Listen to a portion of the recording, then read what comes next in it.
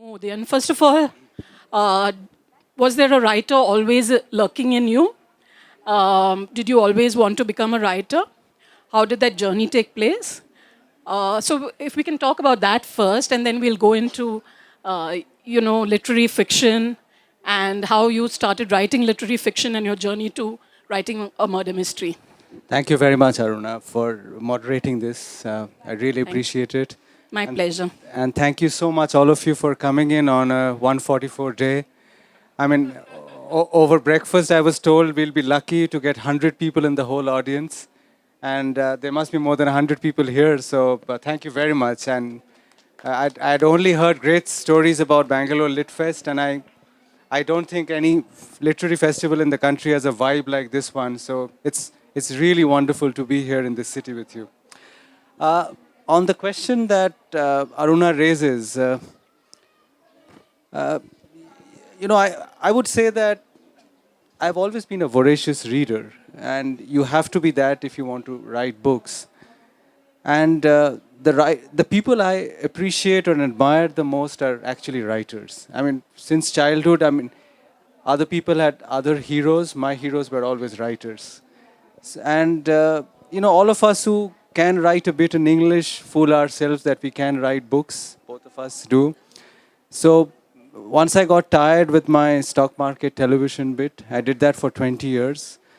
And then it became too much. And I wanted to do something else with my life too. And the first thing which struck me is, should I take a go at writing something? So I wrote one book and then I have written another now. And it gives me a kind of pleasure which the world of television never did. So I'm very happy. Now, it's not for me to say whether I can continue because there is the matter of being published and being received. So it depends on the audience. But I really enjoy the process of writing. I spend many months of the year in a very quiet little village in the Himalayas, where, I mean, I've just come from there, from the mountains now, and for the last 1 month, other than my wife and the caretaker in the house, I didn't meet a single person. For 4 weeks, I met only 2 people. And this is the number of people I probably meet in 5 years from where I live. So to see all of you together is a little overwhelming for me today. But it gives me a lot of time to sit and write. So Aruna was complaining over lunch that she writes slowly, and she's written one book in 4 years. And she was saying, wow, you've written two in 2 years. So I was trying to explain to her that her life in the city must be very different from what my life is like in the mountains. But it requires discipline too. I guess. Discipline doesn't comes quite easily to me because, in television, everything is measured by the second and the minute. So after 20 years of that, discipline is not very difficult. But to the other question that you asked about why literary, my reading tastes are quite literary too. And while writing a murder mystery, I mean, you can write it in maybe 2 or 3 ways. You can have 6 people playing cards on a table. One person pops dead. One person is the detective. He's trying to figure out which of the other four have killed the fifth, sixth person. And there are clues and all. That's not my kind of story. There's another kind of story of which there are speakers in this festival, which is hardcore police procedure, like cops shooting around. There's a lot of blood, gore, shooting around, action, thriller.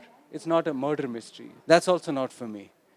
I like to write books where, since crime is very much a part of our lives, I like to write about interesting locales, interesting social milieus, their politics, insecurities, the kind of things which brings that crime to the surface.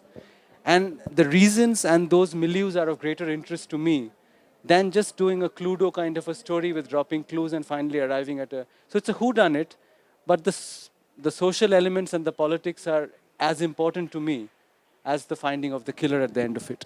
And that's quite rare in modern Indian crime writing, I feel, to have social commentary and talking about the social milieu. I found this to be one of those rare kind of books. Now I'm going to give you the unenviable task of introducing the book without giving away any spoilers. Okay.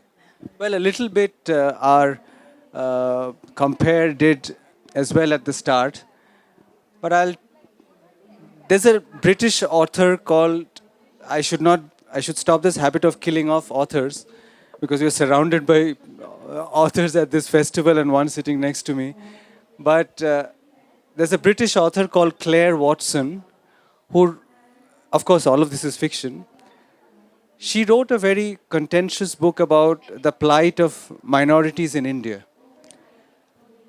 And the book was banned, burnt in demonstrations across the country, made her very unpopular with political parties and governments, so that she, almost as a refuge, moves away to the Indian Himalayas, to a village called Beertola, where she's working on another very contentious book again. So she's based in that village. She's a foreigner. She's British, Scottish actually. And she's found dead in a jungle in a stream in a jungle in that village one fine morning. Also in the village, her neighbors are a couple called Neville and Shehnaz Wadia, Parsis. They're from Bombay. She's 60, he's 62. He was a top cop in Bombay. He was the Joint Commissioner of Police. And he retired and moved away to settle in the hills, quite like me, about 2 or 3 years back. And when Claire Watson is found murdered, obviously a ex-top cop from Bombay who's her neighbor gets involved in the investigation. There is an investigation team from Delhi which comes to solve the case, but it falls on Neville Wadia because he knows the people, he knows the village, he knows Claire Watson to try and find who the killer is. And slowly, as the book progresses, you begin to figure out that what seemed like a very pretty, beautiful Himalayan village actually has underneath the surface so many insecurities, fears, conflicts which are at play, and maybe the reason for the murder lies in one of that.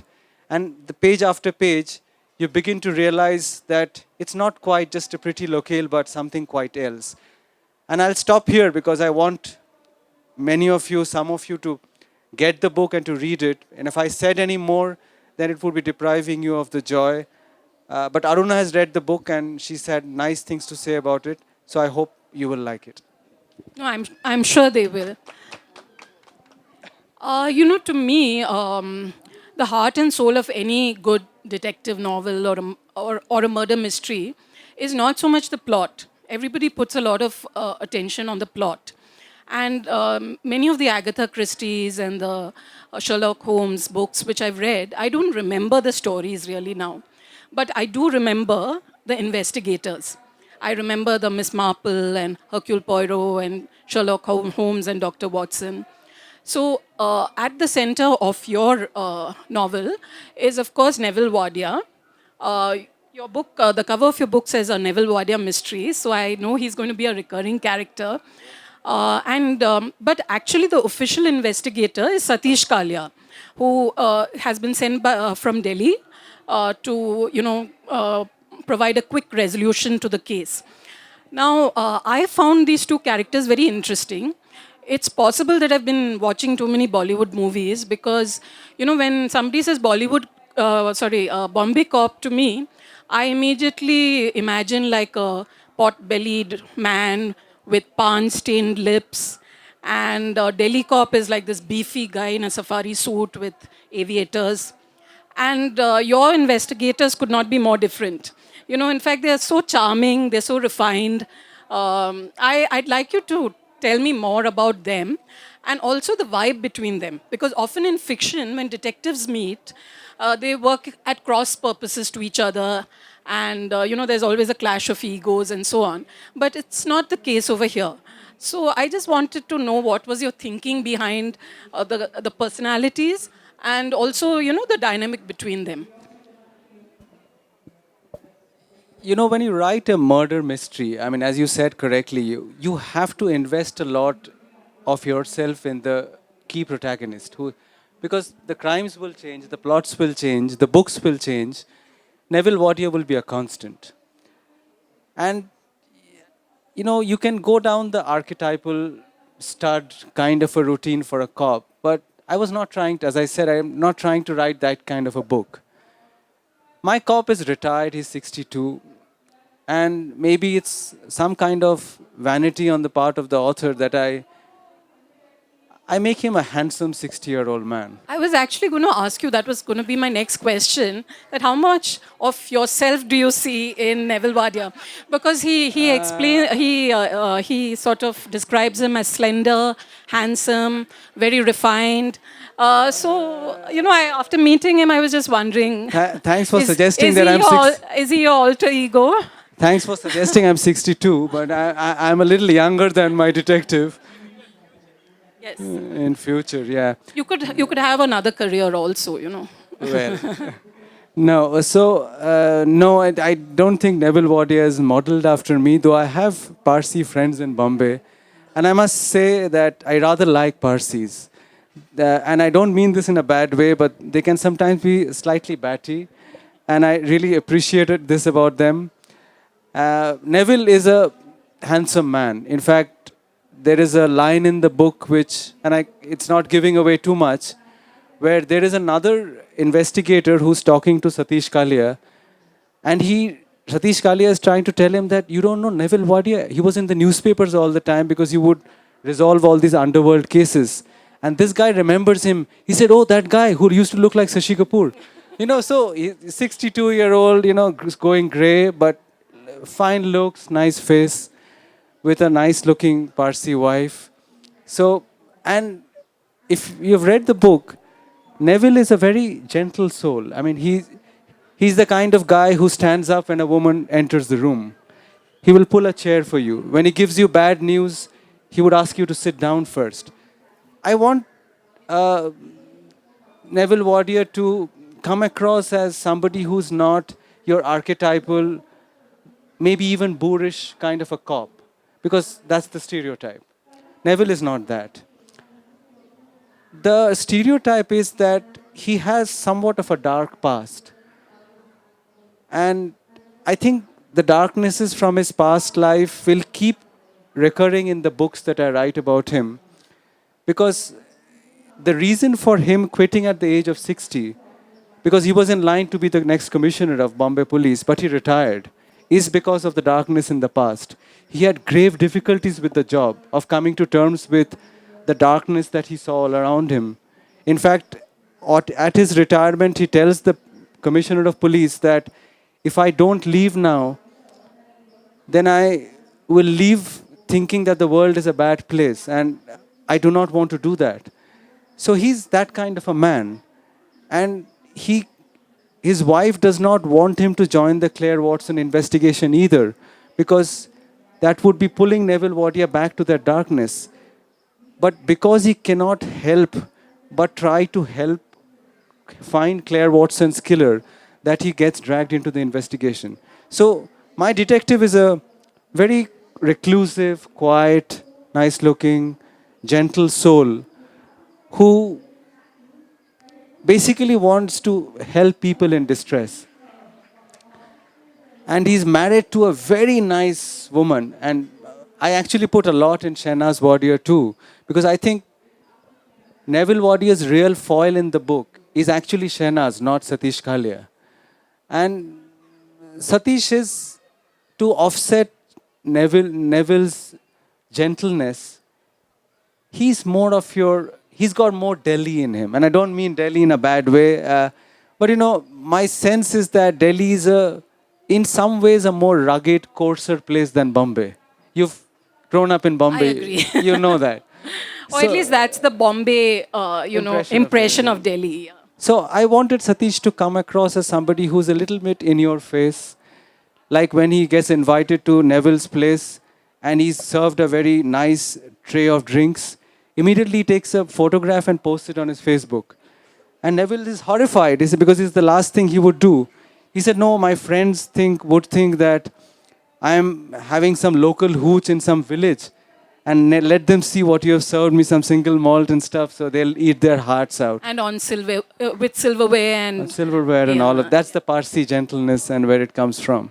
So there is a lot of all this in the book. I mean, and I cannot say, I was telling Aruna earlier in the day that if I wanted to write a book which sold lakhs of copies and which you would buy and read in a flight and keep it back in the flight, then I would not have bothered with the kind of cover and hardback and making it priced at a price which is not what thrillers come at these days. But I want it to be read. I don't know whether I would succeed in it, but I want it to be read as a slightly more literary kind of a crime novel. I don't know if that's Yeah, I would call it you that. would Yeah, call it that? literary, uh, literary noir. No, not noir. Literary No, crime fiction. I think literary Yeah, crime would yeah, be yeah, close to it. So you mentioned some detectives earlier. yeah. I like all of the names that you mentioned, Yes. but my fondness is for a writer called P.D. James. I don't know if you've read P.D. No, I James. haven't read, but yeah, I've heard of him. He has a detective called Adam Dalgleish, who I really like a lot. And then there's the French writer called Georges Simenon, Inspector Maigret. They are detectives and writers who I admire very much. Noir, I think, is more the Swedish crime fiction, which I mean, that's more police procedure, and I don't want to walk down that path really.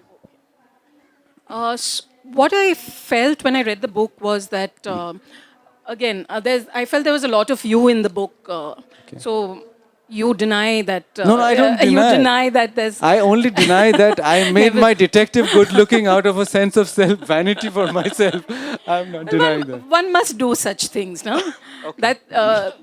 That's what fiction gives you, that freedom to do all this. But anyway, what I wanted to talk about was the setting.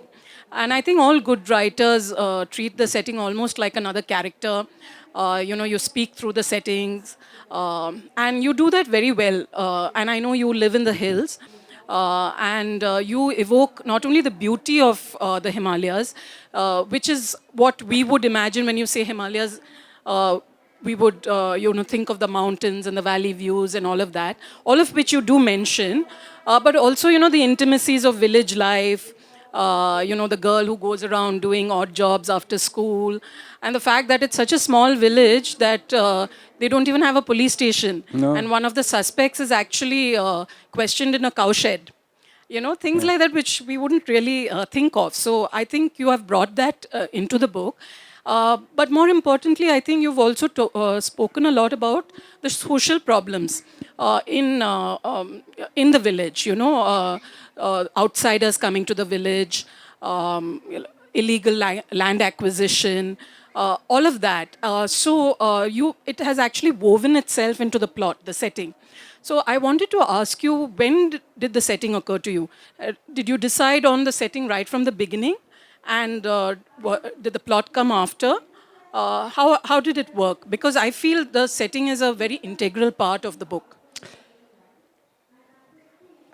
I would say it's almost as important as the detective himself. I agree. Yeah. Because, and also oddly, I mean, the Himalayas, I don't know how many of people in the audience have actually been to the mountains, the North Indian Himalayas.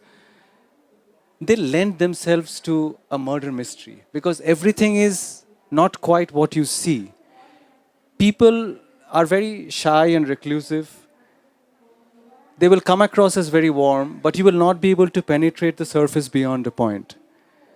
And I think the whole thing, to wake up, it's misted all around. The physical appearance of the mountains, it keeps changing throughout the day. And the eeriness also you bring. Also, Yeah. eerie is a word you use. Yeah, it fits the mountains. But that's the beauty of the place. It's hide and seek. Like sometimes you see the peak, sometimes you don't. Sometimes the afternoons, as I write in my book, can be quieter, which you cannot imagine sitting in Bangalore, than even the nights. You don't hear a single sound for 2 hours on the trot, except a bird. So everything is mysterious. And I'm surprised that no serious Indian writer has tried to write something, a murder mystery or a crime novel based there. So it occurred to me that staying out there, I should explore that possibility myself. And then the more I thought about it, the more it appeared that the place will play such a significant role in the unveiling of the plot. And, it's a strange time in the Indian Himalayas because people like us from the city, because of what's going on in Delhi with the pollution, you can't breathe. It's absolutely surreal. And people from Delhi are rushing to the mountains for the fresh air and the better weather to build homes there.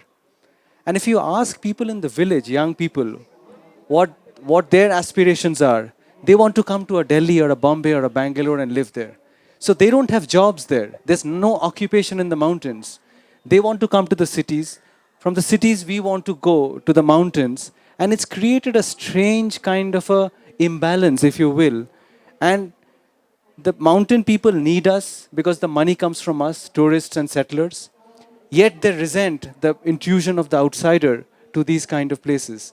And I think all of that, that imbalance that I speak of, creates the undergrowth for the tension in the book and the possible motives for crime to come to the surface. So the political and the social elements of the book, I think, were the most important and salient to me while crafting the plot. Yeah, I agree with you. Um, So you talk about outsiders, and Claire Watson is the quintessential outsider, right? She's not just not from the village, but she's not from the country, and she's seen as this white woman who's coming to interfere and meddle in things which she doesn't quite understand. It's like you don't know our ways. So what if he beats his wife? It's like that. So is there some bit of racial tension? Did you mean to convey that? Which is also very topical in this day and age, with all this NRC and all that. So, did you mean to convey a bit of that as well? It's not just the outsiders coming from Delhi and Bombay to settle in the Himalayas, but also these white women coming to tell us, what our culture is about. There's a lot of that, but and that is very much a part of the story. And the two things which strike me as Himalayas are very pretty, but they are essentially North Indian villages. And North Indian villages, I'm not saying anything good or bad, but the two things which are very deeply rooted in North India, which is why I find it so refreshing to come to the southern part of the country, is that one is misogyny. It's so male, and the presence of women and their role in society is frankly so subservient, except in Himachal Pradesh where women are strong. The first time I went to Himachal Pradesh, I saw on the highway there was a young woman who was thumbing a lift. And I cannot imagine that anybody in North India would be doing that. It's asking for trouble. But Himachal, the women are strong, and I really like it. But in other places in North India, misogyny is so strong, and there's xenophobia. They don't like foreigners. So Claire is both. She's a woman and she's white. And therefore, for her to be, however well meaning she may be, for her to be trying to do something good in a village, so she befriends all the women, but the men hate her. And later, everybody feels she had it coming. Because what was she trying to do? To go against North Indian men sitting in their lair. So, she was asking for trouble. So, I think these elements of misogyny, xenophobia, which are so deep rooted, I wanted to bring that out. But also, this whole thing, I called the book A Death in the Himalayas. It could easily have been a death of the Himalayas because that place is dying. Under pressure from city dwellers, the number of concrete constructions which are happening. You read every year with the catastrophes which happen in Garhwal. We are ruining the Himalayas. Once they're gone, they'll be gone. So it's like a killing of an innocence, which I think should be pervasive through the book. What's happening to a pristine location, to innocent people, to well-meaning people. And I think in that way, I would like the book to be read as slightly more layered than it actually is. Yeah, I think it's very layered, and it also provides. It also I think both sides of the story are presented. The villagers' point of view versus the outsiders' point of view, and also that there are no simple solutions really. And I think that's very true. Do you think I could place a Neville Wadia mystery in Bangalore? Of You think course, so? yes, yes. I'd come to you for research though. Yeah. I've never lived in this place. Yeah, yeah, you must. Okay. I'd love that. Would you like to take some questions now? Of course. Anybody has any questions? Oh, We can take only one question. So you're the Uh, lucky one. yeah, I'm really the lucky one. So thank you. I have read your previous book also, and it was amazing. Thank you. And you have a very twisted, convoluted plot, even though on the top it Don't seems. say what it is, though. No, I haven't read this one. Don't give it up. I haven't read this one. So it seems pretty twisted and convoluted. So in that kind of a mind space and living in the Himalayas, how do you reconcile with that? Because you have silence everywhere and you have these twisted thoughts in your head. These twisted thoughts in my head, the way you put it. Uh, Actually, you will find that beauty and evil actually coexist quite a bit. And if you stay in a very quiet place,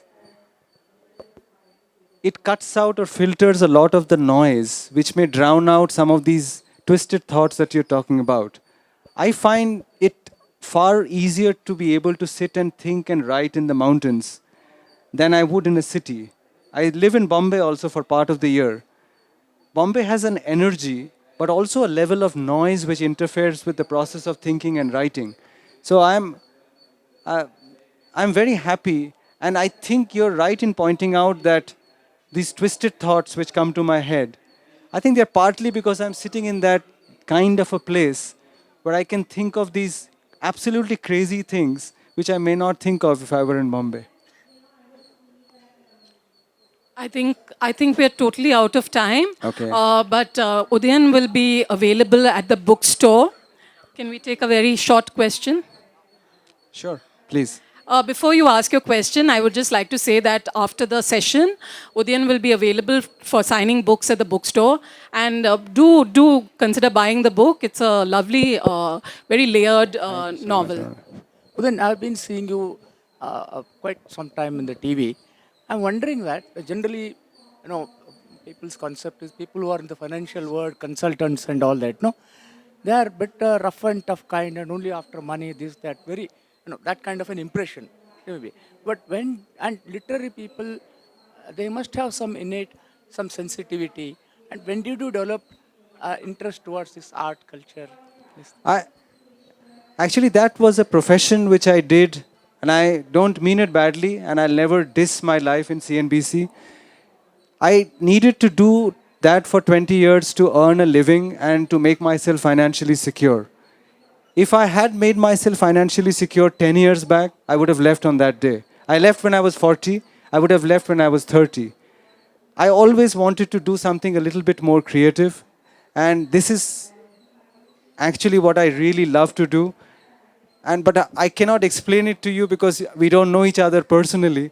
But suffice it to say that this is what I find far more rewarding intellectually than my stock market job ever.